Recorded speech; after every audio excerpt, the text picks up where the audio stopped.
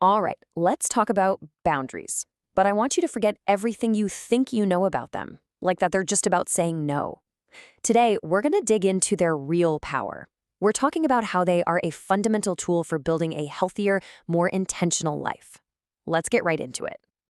You know that feeling, right? That pit in your stomach when you just feel completely stretched thin, totally overwhelmed. Well, you are definitely not alone. It turns out there's a really good chance that feeling is tied to a lack of healthy boundaries. So, what's going on there psychologically? It actually goes right to the very core of who we are as human beings. So let's start with the big question, why? Why are boundaries so incredibly important? It's not about being selfish or trying to be difficult, not at all. It's actually about fulfilling some of our most basic, hardwired psychological needs. To really get this, we're going to lean on this fantastic framework from psychology called self-determination theory. It's basically a way of understanding what makes us tick, what drives us to grow. And at the heart of it all are three universal needs that are absolutely essential for our well-being. Okay, so these three needs, autonomy, competence, and relatedness, think of them as the building blocks for good mental health. Autonomy is that feeling that you're in the driver's seat of your own life. Competence is the need to feel like you're good at what you do. And relatedness, well, that's our need to connect with other people. When those needs aren't being met, that's when we feel stress, burnout, and that sense of being completely overwhelmed. And this is exactly where boundaries come into play. They are literally the tools we use to protect and nurture these fundamental needs. So, if that's the why, what exactly are boundaries in a practical sense? How do we take that big idea and turn it into something we can actually use in our day-to-day lives? A healthy boundary is, at its core, a rule or a limit you set up to protect yourself. It's all about feeling safe and making sure your needs are met. But here's the crucial part. It's also about clarifying who is responsible for what. It helps you see where your control ends and where someone else's begins. And this quote right here, it just nails it. This idea, which the Mayo Clinic calls the law of relationships, is an absolute game changer. See, boundaries aren't about controlling other people's behavior. Nope. They're about taking full ownership, full responsibility for our own thoughts, feelings, and actions.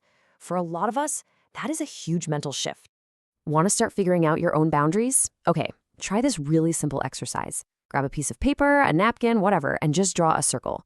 Now, inside that circle, I want you to write down everything you need to feel good. Things like respect, maybe some alone time, or honest communication. Then, outside the circle, list all the things that drain your battery or make you feel unsafe. That simple little map, that's your starting point. All right, so we have the why and we have the what. Let's move on to the how. Because, knowing your limits is one thing, but actually communicating them effectively, well, that's where the real work begins. This little formula is basically your secret weapon for clear communication. The I statement keeps the focus on your experience, so you're not pointing fingers or assigning blame. It completely shifts the conversation from an accusation to a simple statement of need, which is way less confrontational and, trust me, way more effective. I mean, you can really see the night and day difference here, can't you? The typical reaction is just pure accusation, and that immediately puts the other person on the defensive. But the boundary statement? That's totally different. It explains the impact of the action on you, the reason it affects you, and then it gives a clear, actionable need. See, it's about collaboration, not conflict. As you start putting this into practice, just keep these strategies in your back pocket. First, be direct. You never need to apologize for your needs. Second, start small. Don't try to tackle your biggest boundary issue on day one. Practice on easier stuff to build up your confidence. Third, be consistent.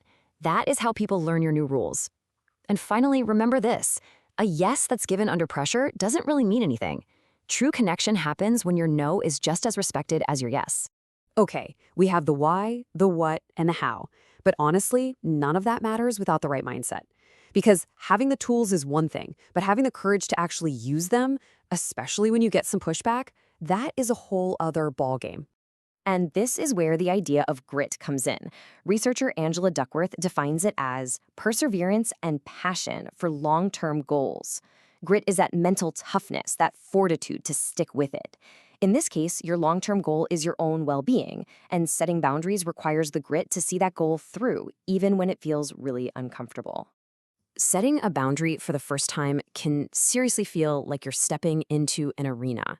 It takes real courage to face down that fear of disapproval or conflict. This quote from Teddy Roosevelt is so powerful because it reminds us that the credit, the honor, belongs to the people who are actually trying. It validates the struggle and it honors the effort. Just showing up for yourself, that's a victory right there. Okay, let's zoom all the way out. We've talked a lot about boundaries as a form of protection, but their ultimate purpose is so much bigger than that. They aren't just defensive walls you build to keep people out, they are the actual foundation on which you build a life of purpose and meaning. There was an incredible psychiatrist and Holocaust survivor named Viktor Frankl who developed a theory he called logotherapy. He believed that our main drive in life isn't for pleasure, it's not for power, it's for meaning. And when you set a boundary, you're not just saying no to something. You are actively carving out the space and the energy to say yes to the things that actually give your life meaning. Franco laid out 3 main pathways to finding meaning: by creating something, by experiencing something or loving someone, and through the attitude we choose to take when we face hardship.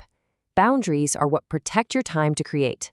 They protect your energy to love fully, and they protect your mental clarity to choose your attitude. They are the gatekeepers of your purpose. So as we wrap this up, I want to leave you with this one question. Thinking about everything we've covered, from your basic psychological needs all the way to this big search for meaning, what is one small, actionable boundary you can set this week to move just a little bit closer to the life you really want to live? Because the real power isn't just in knowing this stuff.